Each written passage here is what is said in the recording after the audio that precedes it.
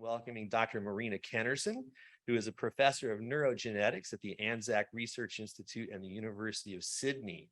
There, she leads the Gene Discovery and Translational Genomics of Inherited Peripheral Neuropathies program. And joining her actually today, losing track of my notes. Joining her today is Dr. Wolfgang Pernice. Dr. Pernice is an associate research scientist at the Columbia University Department of Neurology. His current research combines training in pathobiology and molecular medicine with cutting-edge machine learning techniques to help address major roadblocks in rare disease genetics. So without further ado, Dr. Pernice, Dr. Kennerson, welcome to the stage.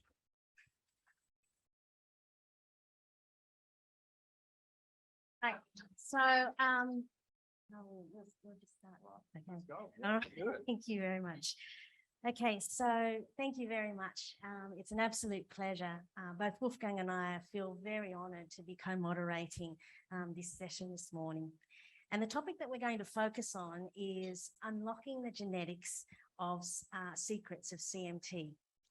And so the question that we're going to really try and answer and discuss is how can we navigate nurturing or reaching this goal by nurturing a patient and research partnership for the global CMT community. We need to find the rest of the genes. So our goal today is to look for CMT genetics through a big picture lens. Okay.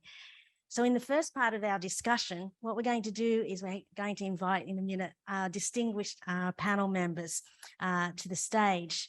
And we're going to take you on a journey. And what we're going to do is provide an insight into the history of CMT genetics through personal experience. We're going to highlight current research that is having immediate impacts on patient outcomes. And importantly, we want to discuss how we can leverage past and current knowledge to finding all possible CMT genes, which we all know is the cornerstone for successfully developing research therapies. And in the second part, I hope everybody can hear me. In the second part, we want to look into the future a little bit, and we want to ask how patients can become partners for scientists that work on CMT. As you know, we as clinicians and scientists work hard to unravel the mysteries of CMT. It's really patients in the end who are the fundamental stakeholders in this effort. And you know, both Marina and I, we agree that today more than ever, there's an opportunity for patients to really take part in this mission, to drive it forward, to accelerate it, potentially even steer it. So in that second part, we're going to focus on that topic. And we're also going to open up the floor for patients like you to ask questions to the really amazing panel that we have here on stage today. Absolutely. So now on to the very important part of this, and that is to actually introduce our distinguished panel. When we were actually asked to do this, it was a real honor, and it's amazing that we have this team of people to come on stage. I refer to them as the CMT genetics dream team because they really are. They are the phenomenal people that have done an amazing work at different times and continue to do it over the last 30 years. So we'll invite the people that are actually on stage with us today. So I'll leave that to. Yeah, first of all the way from the UK, Andrea Cortese, Dr. Andrea Cortese, please come to the stage. You all probably know Andrea already because he's a superstar in the field. He's a neurologist, MRC clinician scientist at the University College of London, hence from the UK, and also in Italy, right, at the University of Pavia. And his research focus, if you've listened yesterday to the talk, you'll know it, is on discovering new causes for rare forms of CMT, discovering their mechanisms, and then driving forward the discovery of treatments, bring that to the patient. So thank you so much for joining us, Thank you. Andrea. Thank you, everyone. The next person really doesn't actually need an introduction. Everybody knows him. This is Dr. Stephan Zuchner. Please come to the stage. Professor of Human Genetics and Neurology at the University of Miami, Miller School of Medicine. He's the chair of the Department of Human Genetics there, and also the first chief genome officer at the university. And what he really is, though, is an absolute leader in the field of CMT genetics. And he discovered tons of CMT genes. And he is also maybe one of the main drivers of this globally collaborative effort that we're currently mounting to combat CMT. So thank you so much for joining us today as well, Stephan. And then the next speaker here on stage is Dr. Anthony Antonellis.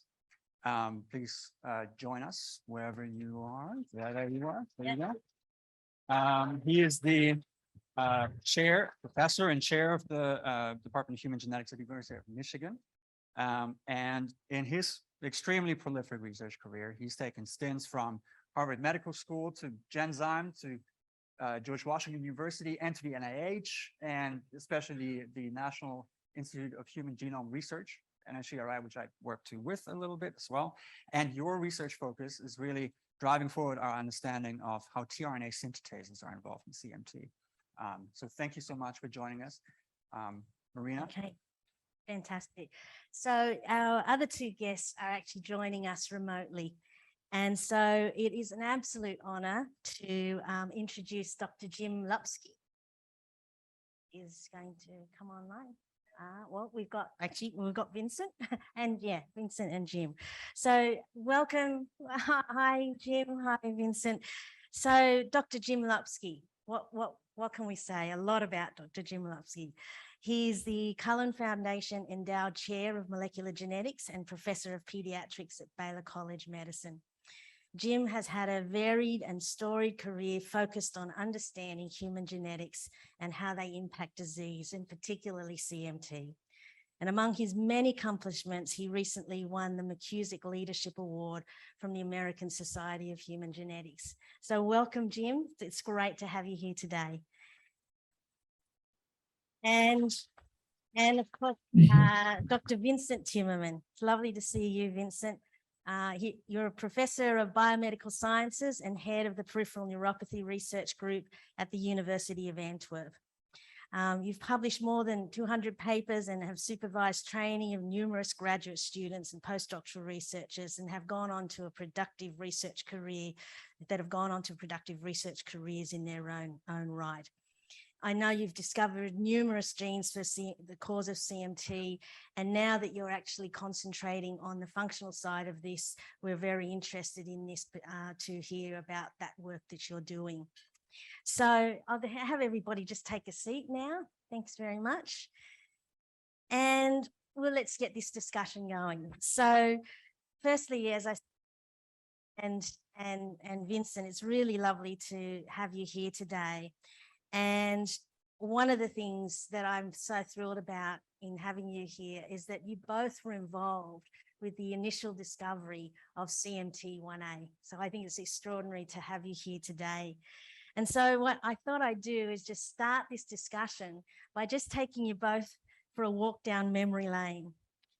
So we know that CMT1A and PMP22 discovery has really been the flagship of CMT genetics, in which everything that has followed in the last 30 years has been built on the pursuit of gene discovery and solving genetically undiagnosed families. And I'd like to ask, start with you, Jim. When you look back at the discovery, can you remember that eureka moment when you realized that the duplication caused the disease and the PMP22 dosage effect? And, what are some of the lessons that you learned from going from the CMT1A gene discovery to the development of therapy? Well, thank you, Marina, first of all, for the opportunity to participate in this panel made of fabulous collaborators that have made very important contributions to CMT research. And it's a pleasure to see Vincent as we went down this road together and not even know him in different parts of the world, on different continents, that we would come to the same conclusions. And that's the beauty of science. And we've been lifelong friends since that event brought us together. I have to say that the eureka moment for us, and I will say it was us, a team at Baylor with my lab and Partner Patel's lab was making some genetic markers more informative, and then seeing a very unusual result, where normally you get one gene from mom, one from dad. What we saw instead was there was 2 copies from one parent and 1 copy from another. And this could have been potentially for a duplication, but could have been for several other reasons. And so we went on a path to figure out what was going on. And that took really a long year or more to convince ourselves that there really was a discovery here. And I have to say, it was still a couple of years away from the gene. And in fact, I feel honestly that the discovery of the mutation was what set us all forward in pursuing the dosage hypothesis and pursuing many other hypotheses. But it gave us for the first time a pathway to a molecular insight into the disease process, and subsequently to many other diseases through this idea of structural variants, that is, duplications worse than watching for base pair changes of the DNA. So the Eureka moment was seeing evidence for the duplication, pointing us in a way and giving us a molecular entry point to disease. And I think the nice thing about this story, and having Vincent and I here, is that we've actually documented this in a historical article that we co-wrote, Our Eureka Moments. And it's in very readable form, I think, in a book, and it's even been republished. So, I welcome anybody reading that if you have further interest. I'll hand it over to Vincent. Hello, Jim. Hello, Marina. Hello, everyone on the front seat there. So you have greetings from Belgium. So unfortunately, I could not make to this meeting because I was so busy with grantings, etc. So, but I agree with Jim. So I remember this Eureka moment, Marina, like it was yesterday, even it's now more than 30 years ago. I remember also that Jim asked me, I think it was in the I think after 15 years, Jim, that we found the duplication, that you asked me, can we write a chapter together? And I remember very well that I shared my data with you, and we wrote two chapters in your book, which is called Genomic Disorders, the Genomic Base of Disease. It's a very nice book that you edited with Pavel. And so I remember that we wrote our experience from both sides of the ocean, as you mentioned, and that it's nicely merged. And maybe for those who don't know, but at that time, so more than 30 years ago now, I was a PhD student. And you have to realize that when you do research as a young scientist, sometimes you find things that you don't want to tell to your boss. And that's actually what I actually had. And Jim knows what I'm talking about, because he has also a copy of my PhD. And so what I found was also the dosage, but also I had one family where I had found 3 alleles segregating. And it started from a de novo situation. That means that the parents are healthy, but the one child is affected, and then is transmitted the mutation to the next generation. You can imagine when you detect that you see 3 alleles segregating, you are actually finding something that doesn't fit the Mendelian laws. So, and that made me really scaring, because I was thinking that time that I was mixing up blood samples of patients, and that couldn't be the case, because I tested several times, etc. So you can imagine that I had a lot of bad dreams in that period. But I was so glad. You can imagine, as a young scientist, when Jim also independently from us published the finding. So then I said, yes, I'm not the only one who makes strange discoveries. So so this makes me really sometimes also emotional when I remember this period. Also, the gene dosage was even more interesting when we both Jim, but also Phil Chance and myself, we found that in HNPP, which is actually another disease, you have the opposite. You have a deletion instead of a duplication in the same region as a CMT1A duplication. And also that we really made us all in a more comfortable situation and trying to understand the genetic mechanisms more clearly. And I remember that Jim invited me in Houston in 1996, and to get with Bernd Rautenstrauss, who actually died a few years ago. And we then in your lab, Jim, you remember that with Wrighty, we tried to optimize some markers, and we have even a very nice paper on that, on purifying and optimizing the markers that we developed in Antwerp and also in Houston. And to characterize the CMT1A repeat was also very important in that period. And you and Lyle were able to sequence the repeat at a certain level. And so actually that finding was also very exciting, because the fact that myself and also you have purified these markers and get rid of all impurities in these genetic markers, I would say, allowed us to train many other scientists in our labs, and allowing to have a good quality diagnostics of CMT1A, developed starting from RFLP, so genetic markers, and then the PCR system that came in, because that was also the early days of the PCR technologies. We have to realize it was not easy times in genetics at that moment.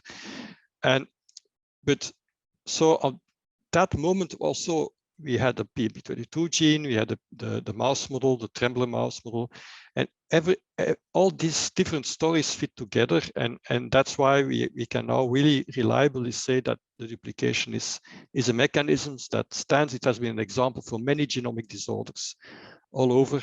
And what is still a bit frightening, to be honest, is that after 30 years, we don't have a real therapy for CMT1A.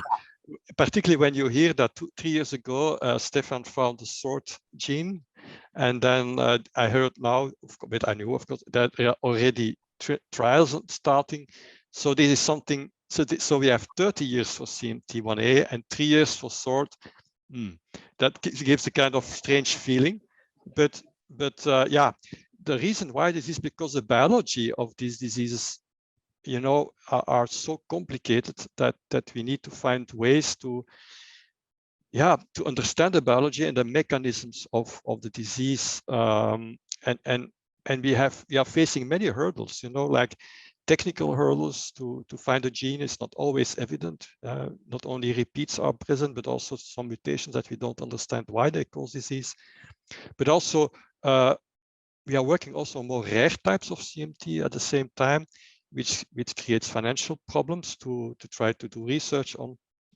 Yeah. And therefore we have, for some forms, you will have fast therapy development, but others we will have some delay. So that's what I wanted to say. Thank you. Marina. Thank you very much, Vincent. It's fantastic. So thank you so much for that wonderful insight into the history of CMT1A. We'll now just move on, and I might get you to ask the next question. Okay. Yeah. So then we'll start with a question for Stephan, actually. Yeah, turn on your mic. Let's see if that works. No. No. Mic number. No. Hello. I'm gonna just ask the question while the technicians figure out the microphone. So One of the most amazing things that Stephan has accomplished is build what we know as the Genesis platform. That is probably one of the, if not the largest collection of CMT genomes and exomes of genetic information on patients that you have leveraged to great productivity to discover many CMT genes. Now, many patients, however, despite much effort, still don't have a diagnosis. So one of the questions that I want to ask on behalf of patients, and sort of also on behalf of myself, because I'm one of those patients, what's taken so long? What's so hard about discovering CMT genes? And I also know that one of your dreams is, I think currently the Genesis platform holds about 2,500 genomes and exomes. And your dream is to, well, quadruple that at least to 10,000, maybe even more. What would that do for CMT gene discovery? Okay, great question. Nice to see you all. First of all, like we heard what Jim and Vincent told us, what happened 30 years ago. You really have to realize that the kind of lab they were working in looked so different from how geneticists work today. It was much more manual. It was patient by patient. Every genetic test or analysis would take a day or two. Today, everything is automated. We can do entire genome sequencing. The genome wasn't even known at the time. The Genome Project just started. And the analysis happens really in computers, but it's not the kind of computer you have at home. It's computers that live in some large data centers somewhere. And also when you utilize these computers who can crunch through whole genomes, they're actually really expensive. They are the biggest computers you can imagine, and they still work on this job for a few days per genome sometimes. So it has really become a race or a task to organize a data, sort of a data task, like you hear this in so many fields today, and genetics is no exception. So the opportunity has really evolved from back then to now, that going from families to maybe collecting collections of families to really large scale, invite every patient out there to participate in a genetic research study. That's really the ultimate goal. And I think scientists are now equipped and getting better equipped to handle this kind of influx of information. With whole genomes now, what we call whole genome sequencing, we can basically study the entirety almost of the information that's in our genes. This is the kind of data set that is valuable even in 10 years. The data sets we had 30 years ago, they were valuable in the moment. They could answer one little question in the moment. These genomes, they contain information that sometimes years later lead to gene discovery. So we have been collecting now for 10 years about CMT genomes in this Genesis database, and we have from day one invited colleagues around the world to also have access to the data. So it's a joint analysis, and it's not a joint analysis. Let's get it done. Next week we are done. It's ongoing. I had a meeting with some board members 2 days ago, and we just found another CMT gene which is not published yet. And one of the key patients, they were heavily studied their genomes about 5 years ago, and we were not able to find out, even though it was in front of us, what it was. But 5 years later, sort of say another generation of researchers looks at the same data and they could pinpoint it. And so that is how it works. So the task, the way we see it is, it's such a nice community that is also so unique to CMT. Let's work together, invite patients as participants into research studies worldwide, and then find ways to create this data, to analyze this data, and share the analysis. And I think many young people need to look at the data, and they have new ideas, and they will find patterns that we haven't seen before. Like Andrea was in Miami, And he looked at data that we were sitting on for years, probably some of them. And Andrea came in with fresh eyes and said, "This looks very interesting, Stephan. What is this?" And it turned out to be SWORD. So he kind of had this innocent young driven look at it, and he found it. And that's I think the recipe how we can make good progress.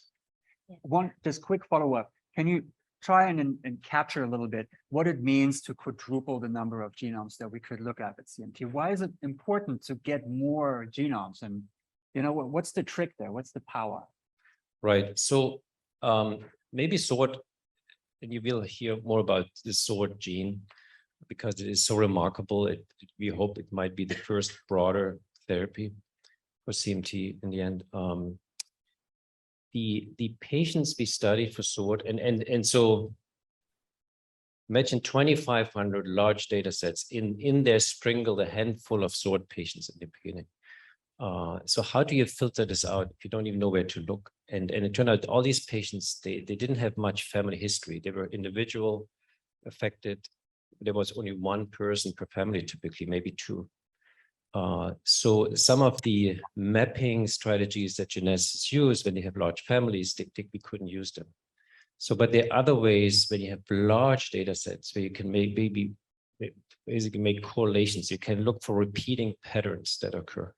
And if you have, and these patterns are rare though, they're rare. So if you have large data sets, really large data sets, and 10,000 is just a number we picked out of thin air, it seemed reasonable, but it wouldn't hurt to have 50,000, let's say, CMT genomes. Then you see more of these rare patterns show up, and you can follow up on them. That's probably the best way to go. And it's not happening just in CMT. It's not like our great idea. We see it in other diseases around the world that scientists come together, start sharing their data, and really pushing hard to get to literally tens of thousands of patients with the same disease. And this will really solve the problem. We think this will solve the problem. Thank you. Okay. All right. Thanks, Stephan. So I'm going to redirect back to Vincent. And I think one of the major challenges that as geneticists, as doing the research, is that we've had success in finding many genes, but there are still 30 to 40% of genes that we still need to identify. And I think that is our Mount Everest. That is what we have to do as the researchers. So just directing back to you, Vincent, we now know that there are over 100 genes for CMT. And I've recently read that you're a biography that your lab's been involved with discovering at least up to a quarter of these genes. I just want to ask the question, why is gene discovery so important? And can you provide insight for the audience on how this discovery of genes is helping navigate pathways towards drug discovery and development? Yeah. So I think we have now about 100 different CMT genes or genes associated with CMT, and more than 1,500 mutations. And you can imagine that if you look at the function of all these genes, some of these functions really are unknown, or they have function in every cell. So that means that they are ubiquitous expressed genes. And the main question is, why do mutations in such ubiquitous expressed genes cause peripheral nerve disease? And so we do need to have model systems to understand how the mechanisms are affected upon mutation and compare with healthy situations. And this can unravel new ideas, new concepts to also enhance therapy development. And what I have been trying to do since many years already is try to understand common mechanisms. So what is in common between different CMT mutations or CMT associated genes? What do they share in mechanisms? One of the commonalities that we found, for instance, is the impairment of autophagy. So autophagy is clearing of actually bad molecules in cells and throw them in the garbage and try to recycle some of these molecules again. So maybe we can find therapies that can induce the recovery of bad molecules in cells. Also, the mitochondria has been very important, particularly in axonal neuropathies, because they are very important for oxygen metabolism in the neuron. So we are also trying to understand how mitochondria function in frame of the peripheral nervous system, and then associate with mutations. And more recently, I was supported by my university to develop a kind of platform that we call Screen4PN, Screen for number 4 PN, peripheral neuropathy.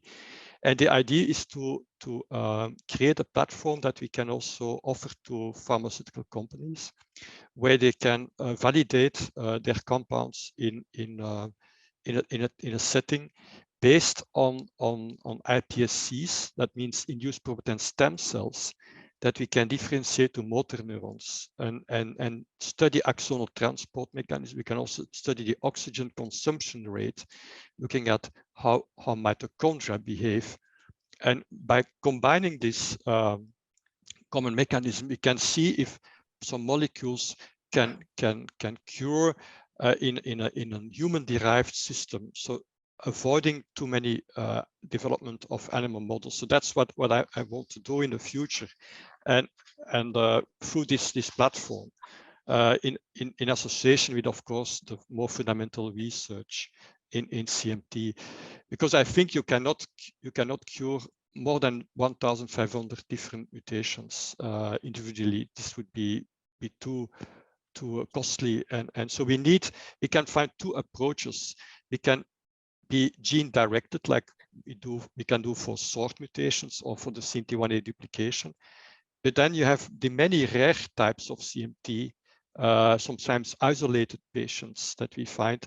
So there we could find some commonalities and try to treat the defect aspects in these commonalities, and find a kind of like aspirin.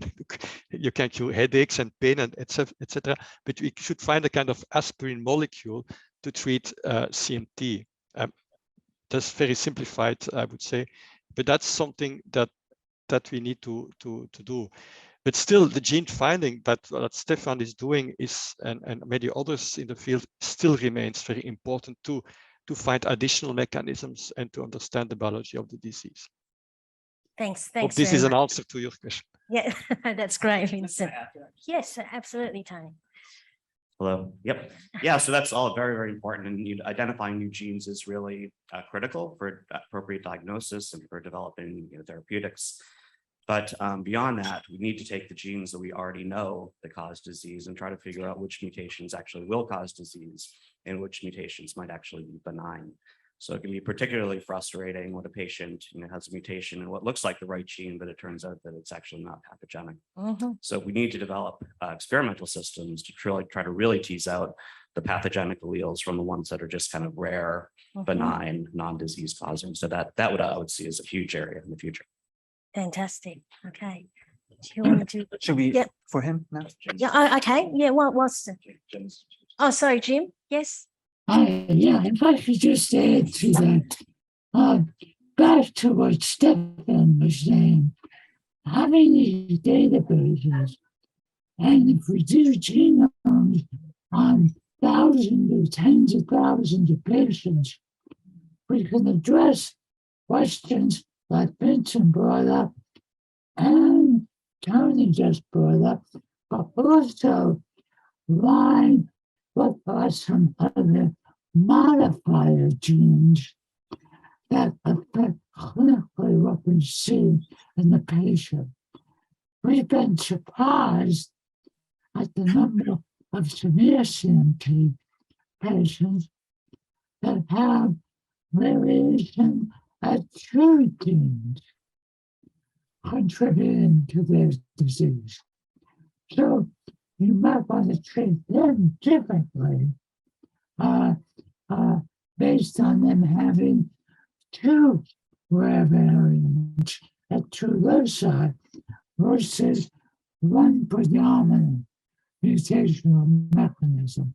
I think there's a tremendous amount of research to still come out of the genetics, even after we have clinical implementation of several loci or several approaches like bioprotective, neuroprotective approaches, etc., where it will be helpful to continue this line of investigation.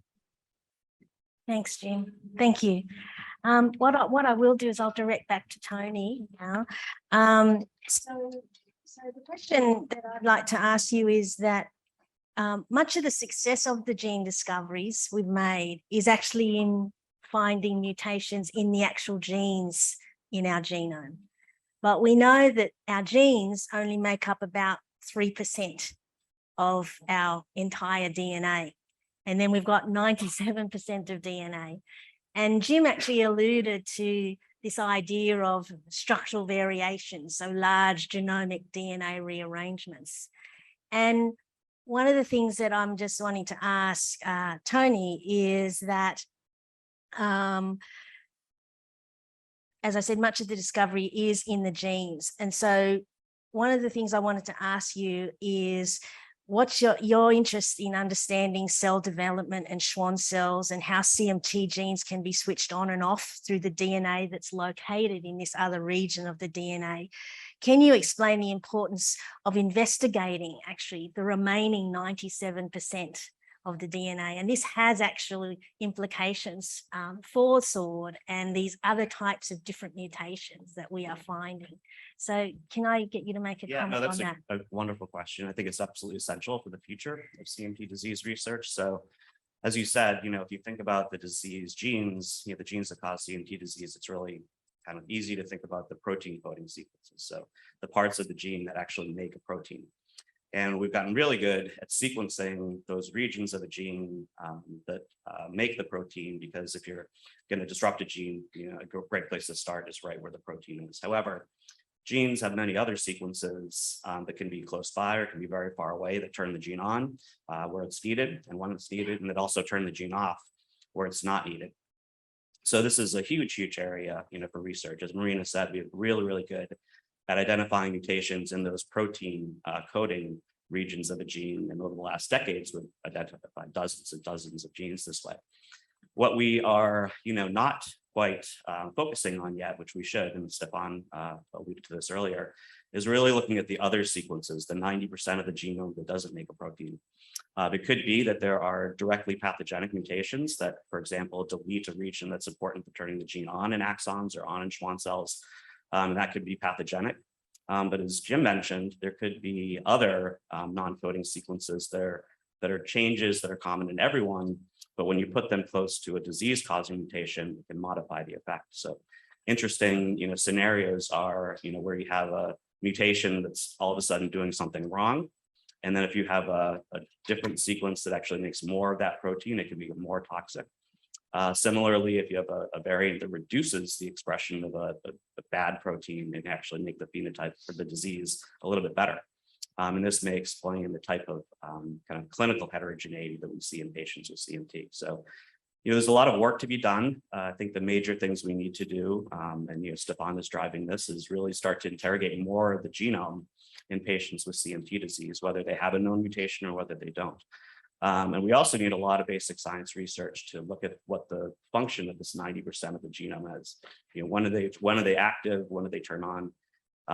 Which are the specific regions that are really important for the peripheral nervous system? Because that's going to be critical for interpreting all the data that Stephan's going to generate in these patients. So the good news is that a lot of people are working on this right now, and I'm pretty hopeful that in the next 10 years, we're going to make pretty big strides.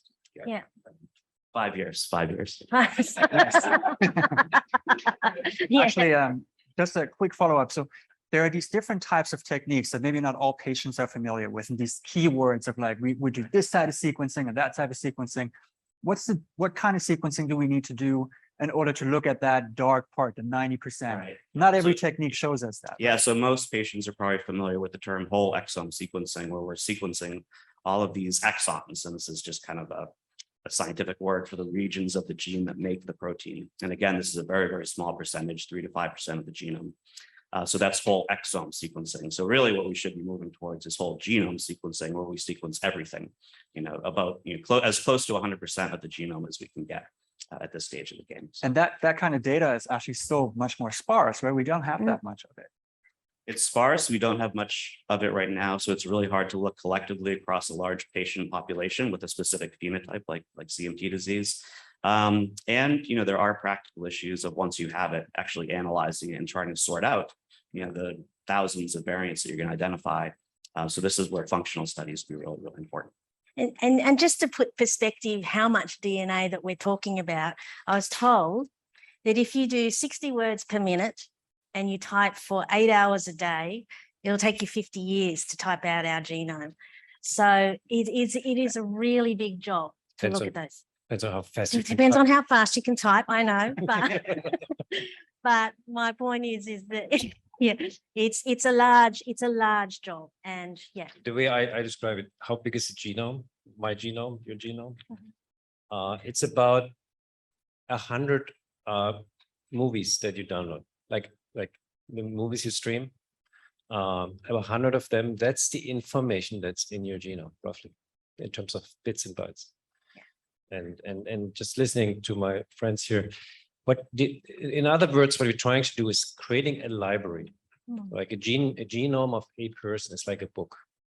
We want to create a library with thousands of books where scientists, but also, and not just from universities, also scientists from industry, and maybe sometimes patients themselves want to go into this library and check on a book or check on a number of books, verify an idea, and it's always there, it's virtual. So you don't have to go anywhere. Actually, you just open your web browser and you can answer a question or follow up an idea. Yeah, fantastic analogy. And empowered by this library, every now and then, there is someone coming along, in particular to your group, and finds a gene, a new cause for a disease that then immediately is actionable almost. And that is, of course, what I want to ask Andrea about next, which is your discovery of SWORD. I know that many of you have heard about it yesterday, but it's so exciting that we have to come back to it, because it's, as you know, provided a solution or an answer for many patients with CMT type 2, and might be the most common cause of recessive neuropathy, if I understand correctly. Now, and because the function of this gene actually had already been sort of figured out, kind of described pretty well, there was an immediate idea of how we could potentially tackle this, right? And so I wanted to ask Andrea to tell us a little bit about what it took to see SWORD as a solution, where so many other people maybe had looked, and you saw it maybe because of the assembly of the library that was big enough and because of your unique perspective, and what the route to therapy looks like for SWORD in particular now. All right. Thank you, Wolfgang, and thank to everyone here in the room. So yeah, I mean, I'll tell you my story, and it's a quite recent story compared to what we've heard, and it's it's a great honor. Here you really get the impression of standing on the shoulder of the giants, and that's what has happened. I think from Stephan sitting on the shoulder of some other giants online, and for me when I joined Stephan's lab. So I think the story of SWORD or any other gene is there's no perfect recipe, but I think that Stephan made a good point that you need all the ingredients at the beginning. So we need those genetic data collected in a systematic way, and Genesis was the perfect example, which enabled SWORD discovery. There's a number of other projects, and speaking of what that we do in the UK, so basically in the UK it happens, the system is a nationwide type of healthcare. So every patient with a genetic disease now gets for free a genome, and all the genomes are collected systematically. So I think it's a quite beautiful system that they're building up. It's not happening everywhere. I also think that it's important. There's some other project running across the internationally, there is are offering genome to people in other developing countries, and I think the collaboration between research in different countries is very important, because it could be that the solution of a gene hiding in a small family here in Boston could be, you know, found easily in a large family in Brazil, or the other way around. So I think that the crosstalk and the collaboration between countries here is really key. So this is number one. I think you have to know well your ingredients. So in a sense, it's essential that people are seen, and patients are seen by motivated, dedicated clinician with an interest and expertise in CMT, because here really I think the devil is in the details. When as a patient you get probably seen by a neurologist, think, why is he looking at all these different things? But well, those tiny details can really steer the following investigation in a particular sense. So I think the collaboration between researchers and clinicians working in CMT is really key. And then clearly there is a personal contribution. So as Stephan was saying, I joined his lab, and it was a wonderful journey which started in Miami. And the identification of SORD, you know, identifying a gene can take few minutes if you want, and that was the case for SORD. I was sitting on the sofa one night. I'm more of a night person, and I was looking at Genesis, and I realized that it was there, and it needs an idea. So the idea was fairly simple, as Stephan was saying. It was just to think that it could be more common than what we were expected, because we find rarer genes now. But there really was common and was just hiding. The technology has to be there. So it's true that many of the causes, we won't find them today just because the technology is not there. And it's interesting to see that when the technology is there, then things can happen at the same time in different countries. It's interesting to see the experience of Jim and Vincent at the two sides of the pond, and it was the same for some of the genes I worked on, and it still it happens all the time. And this just says that the science is there and it's real, so it's actually a good thing.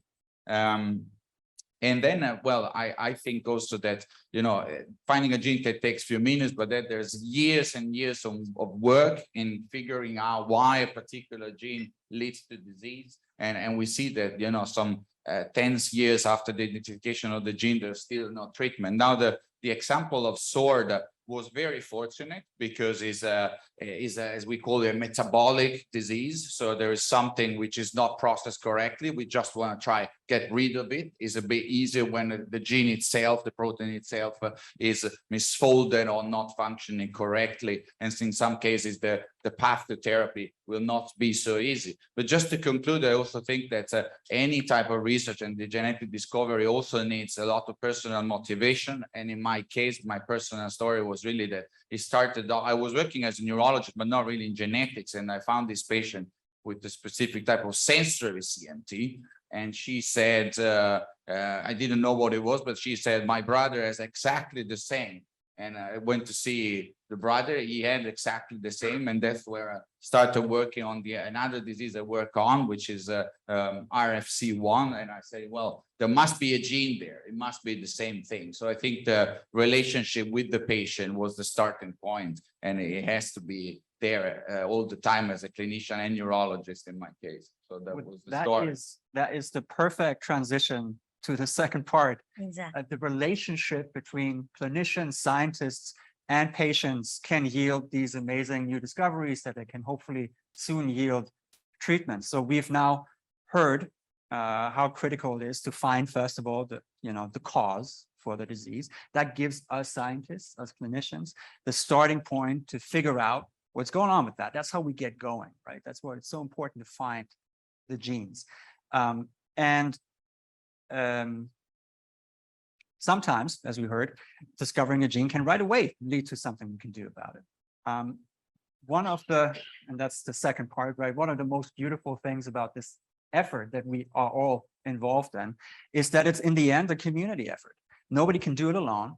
We have to collaborate as scientists and clinicians, but we need patients to come and get involved as well. And as Stephan and Andrea said so eloquently, the solution to someone's case may be hidden in the genome of someone else living across the world. Everyone's genome is valuable. Everybody's genome can solve another case, fill in the puzzle so that we can see the picture of CMT emerge a little better. So what can patients do to get involved? How can patients actually be partners? What am I talking about? And so I want to direct the question to Jim here first, and then also open it up to the rest of the panel, because Jim is one of my personal heroes. He showed that one way in which you can get involved as a patient is to become a scientist, and then to sequence your own genome and find out, what genetic cause your CMT has. Nowadays, we have many opportunities to get involved as patients without actually becoming a scientist. What are those ways, Jim, today? How can patients today get involved in research? How can they contribute to us seeing the picture more clearly? And then, thank you for the question. I would say that through foundation purpose, and also having the disease very well characterized from a neurologist who works in this area, or at least yet there's testing that is quickly available. So one can see if you can make a molecular diagnosis. But then, for the ones that no molecular diagnosis is found, it's important to get your sequence information into the research databases, either by getting whole genome sequence done, or nowadays, if done right, you can just transfer the clinical data to the research lab with giving the proper permission for that. And then it gets all the research data together, and it can be very helpful. But I have to say, there's still hurdles, because I find patients go to neurologist offices in different parts of the US, not to mention other countries where I'm not sure what's happening. And that neurologist doesn't do genetic testing, doesn't do even have a geneticist or a genetic counselor to refer the family to. So it takes proactive patients, proactive families. I'm not saying everybody should go get 3 doctorate degrees and learn how to sequence your own genome. That took me too long to do. But you can now participate directly in this research more than ever before. So I encourage you to become an active participant as researcher, as clinician, as drug developer, or as patient or family member. Yeah, that's amazing. Getting involved is the message. Whether you're a clinician, scientist, drug developer, or whatever you may be, whether you're a patient, if you're a patient, being proactive, telling your neurologist or your clinician that you want to get involved, that genome has to go to Miami, or to, what are we doing about this? Those kinds of questions can drive it forward. Would you agree to that? And one follow-up question I think that we wanted to answer a little more specifically, maybe Stephan can take the lead on this. Who pays if I want to get my genome done? How do we do this? Is there insurance? Are there projects that we can get involved in? What's the practical step? So what we are thinking a lot about also lowering the threshold for patients who might consider to participate in research. And the threshold really starts with, first of all, disseminating information that there is such an opportunity. Mostly that's not known. And the ones here live in Boston, you're surrounded by science. I guarantee you that's not normal. When you go out to the country to other places, it's not the case. So if you live in a rural area, maybe your life is very challenged, and there are not many resources in your life. You may have very different priorities in your life than taking care of maybe a CMT. So lowering the threshold for everyone, so that really in many places and really everyone, all walks of life can participate. And yeah, it requires resources. And you know, people ask me often, yeah, what does it cost to do a genome? Yeah, it has a cost. The cost comes down for sure, but that is just a portion of the cost. You need people who organize it, people who organize outreach. You need people who just make things happen. You need space, and that cost is just there. So yes, as the CMTRF leaders so well said, there's a constant also, I think Pat said fight. I think he used some warrior words there. We just have to keep fighting for resources and sort of activate everyone who can and wants to contribute to that good cause. So. Can I just ask a question? I don't mean to interrupt. No, Yeah, please, no, we're asked, this is the time for people to. So I should actually say, this is really the time where we want to open ourselves up to you, to any questions, and please, feel comfortable to do that. Okay. Stephan, obviously, I know a little bit about the Genesis project, and I've heard everyone here, and thank you for being on the Zoom call as well. You guys are pioneers and our heroes as well. But I got a question for you, and I'm a simple guy. To do a sequencing, what do you need? A blood draw? That's correct. A blood. 1 tube, 2 tubes? 1 tube blood draw. Okay, so who in this room who has CMT would offer a blood draw for a sequencing? Raise your hand. Fantastic. Everyone. So I gotta ask you, the easy answer is always more resources, right, Stephan? We need resources, we need money, money, money, money. What's the tactic of you experts to draw us to give you that blood? What are you all doing?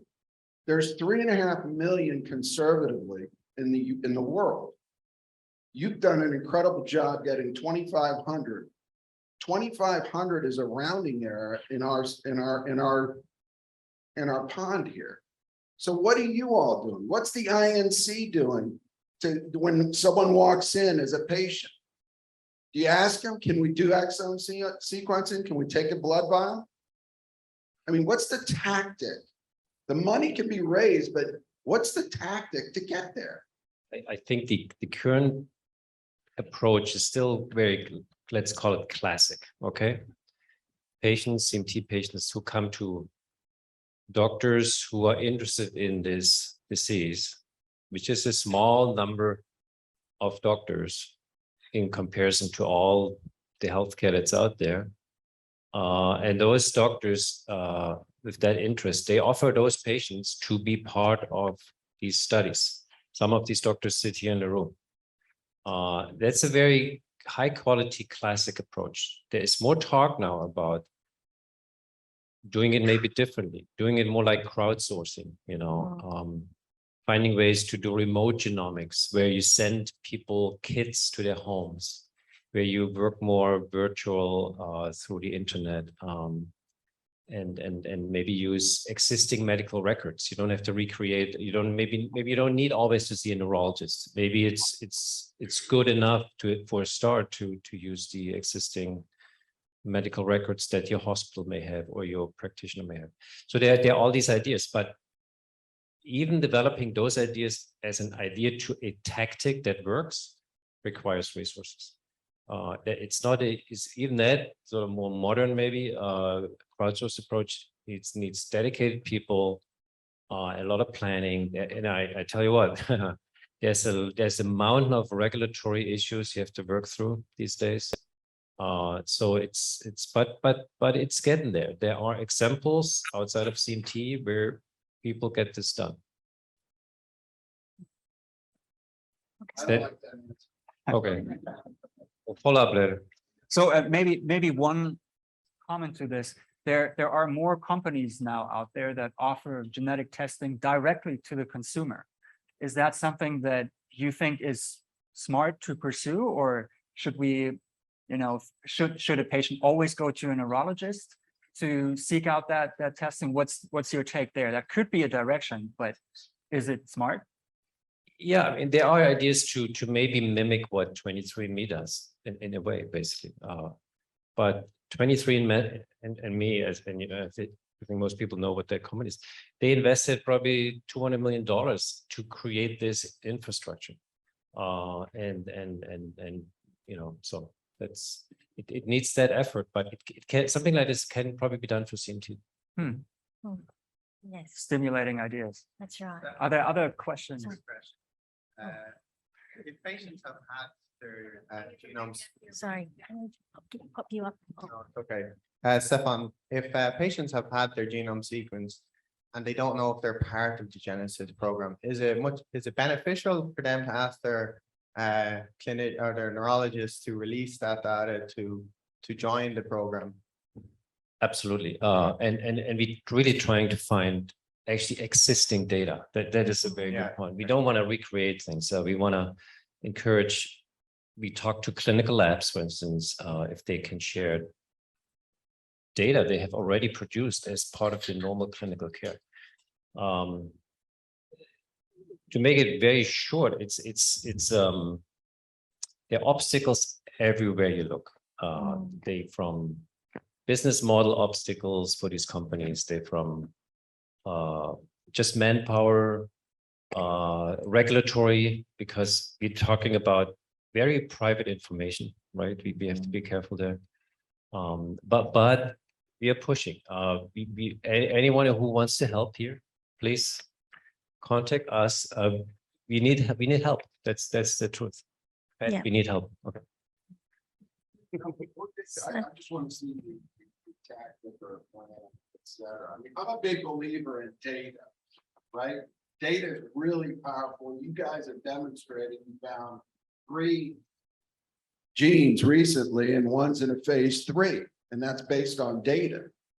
I run a fintech, so every connection point into our platform is recorded to produce BI and AI.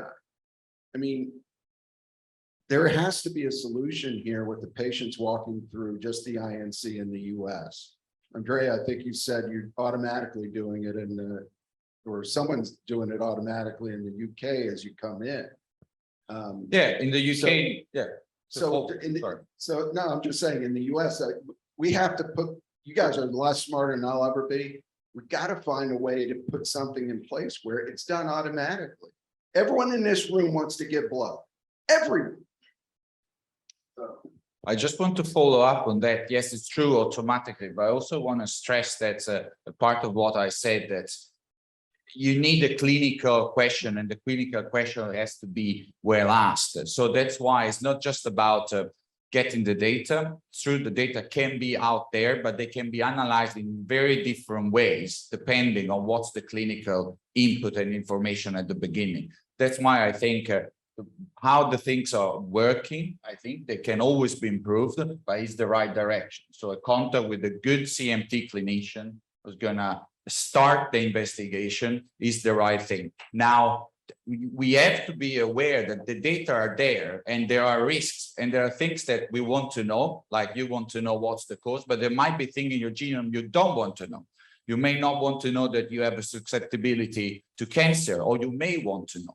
So I think there are things that are hidden there. They're going to tell you a bit your future, and you may want or not to know them. So I think there are implications, and that's why an uncontrolled sequencing of everyone, it has ethical implication. It has good thing. The data then can be reanalyzed later, but people have to be aware that it comes at a cost. and, you know, even companies, not just pharma, sorry, but I mean, everyone might be interested in your genetic data and they can be exploited in a way. That's why I think a clinically oriented decision and sequencing is the right thing. It will take time, but it will provide the right answer. And the collaboration between us is what's going to deliver, I think, more than uncontrolled data. And I think if I can summarize what Andrea and Stephan are saying is that, yes, we need to get all of these genomes together. And because what you can do is you can aggregate information, but that information is really based on a very careful clinical picture. And so when you think about SWORD and what you found, you had a definite clinical information that had all been put together and could provide that argument for it being the causative gene. So I think I see there's frustrations on both sides, but I think what we're trying to, in summary of the panel, is that it has to be this partnership between the researchers and the patients, and how we can bring that together and work on that plan. Sorry. Yeah. No, I want to just also to stress one thing. Well, clarify one thing, that it's true. It's that we can retrieve data and collaborate, but also I want to stress that new technologies becomes available. And sometimes, you know, we see patients every year, and every year maybe we take blood again, and we need fresh blood because a new technology has become available, and we need to extract the DNA in a different way. And patient might get frustrated, say, you've already looked at my DNA. Why do you want me more DNA? But I think, and those new technologies, indeed, as Stephan said, they are very expensive. So the previous technology, all exome sequencing, it costs 1, all genome sequencing will cost 5, and the new sequencing technology, looking at this hidden 98% of the DNA more carefully, it costs probably 20. So, and this is not provided by any type of company, insurance, or a British government. So there is where probably the money is needed, and we really need it, because those are incredibly expensive, but probably we're going to find something there, I'm pretty sure. Yeah. So we have some questions. Yes. Question. If the CMT patient goes to a clinician, there's a good chance that the clinician will get him a free, quote unquote, free test, which is really a screen of a few genes or maybe a whole exome at best. How do we get that upgraded to a whole genome, which is what's really needed to move things forward? Right. So what you usually get tested for at your neurologist say is a clinical test, which typically, hopefully, your insurance would pay for that. But it answers a very specific clinical question. So the insurance certainly doesn't want to necessarily pay for entire genome. They want to pay for the question to answer the question. That's sort of a business consideration, and accordingly, the clinical labs, that's what they do. They just answer that. They would always shy away, in a way, to provide more information beyond that initial question. Why you know, that's kind of a that's how it is. I think that will not necessarily change. What does change, though, is how it is that because of cost issues, companies starting to move, no matter what specific question asked by the doctor, they're starting to move behind the scenes to do whole genomes anyway. Okay, they do whole genomes anyway, and then they just release that little bit of information. And there are the first few companies who are going down this route. It will probably take a few more years, but the writing's on the wall that in the end, they always will do a genome. That would give us the opportunity, and we're already talking to these companies, to ask them to give us the whole genome for those patients that are in research studies for free as what we call secondary research use, right? So it's still a small trickle, but I would expect in a few years, most genomes will actually be created that way.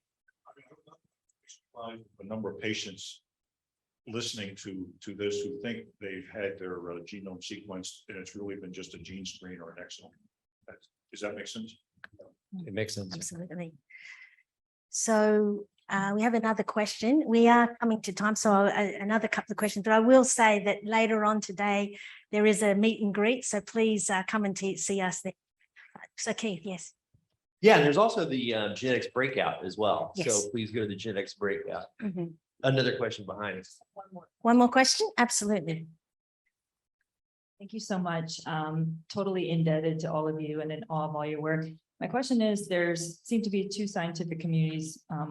One that you guys are a part of in discovering the genome and all of its secrets and whatnot. And there's another community devoted to editing it. If to the extent that any of you are comfortable commenting on where you think we could meet in the middle or what the practical treatment options are, and do you think all of these genetic issues are solvable with editing? Who would like to take that? Nobody's daring to take that Yeah, one okay, on. no. Dangerous. It's a, yeah. No, it's a great question. And obviously with a lot of the forms of CMT disease, editing is almost a perfect, ideal solution where you can go in and kind of fix the gene, whether it's a loss of function or a gain of function, whether it's not doing its own job, whether it's doing something inappropriate. There are still a lot of technical and ethical barriers to genome editing. I still think there's a lot of controversy in the field as to whether other things happen. So are you just editing that one mutation, or are you altering other parts of the genome that you really don't want to mess with and cause something even worse? I think that's a huge consideration. There are conflicting reports on off-target versus no off-target effects. So I think that's really kind of the danger there. Then the other issue is delivery. How do you deliver it to the right cells and only the right cells so that you're not perturbing the genome of every cell within the body, but specifically those in the Schwann cells and the sensory axis neurons and motor neurons. That delivery issue is really key. Once that's solved, I think it'll become more realistic. But again, we need to have a better sense of what else is happening beyond altering that one mutation.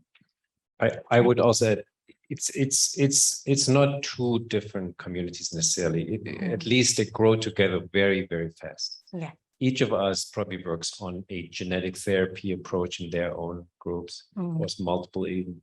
Yeah. Even though Tony's more careful here what he says, but it's happening. There is no divide or anything like this. It's simple. Yeah, we definitely are working together. The fields are merged already, Yes. I think, and the opportunities that are in that technology are clear to everybody. Everybody sees them. Everybody's aware of them. I think everybody agrees, though, that it's probably premature to abandon other approaches to tackle the CMT through small molecules or other kinds of more traditional avenues. So those two things are running in parallel. Okay, well, I'll now just wrap up the panel and just say that there are challenges. There are absolutely challenges that lie ahead for us. But I believe that as a community, we can overcome these things. I believe the future of CMT genetics is exciting. There are so many incredible things that are happening and happening quickly. So I think the main thing is that as researchers, we want to open ourselves up. We want to be able to know that if you need to participate, there are ways to do that. And I think we should be able to provide that information to you so that you feel to act partners with us. So on behalf of Wolfgang and myself, we would just like to sincerely thank this amazing panel to put this panel together. Jim, Stephan, Andrea, and Tony, it is the team, and I just thank you. And then, of course, we also thank you, the patients. Our research can't happen without you, and we really appreciate what you contribute as well. So thank you very much. Thank you.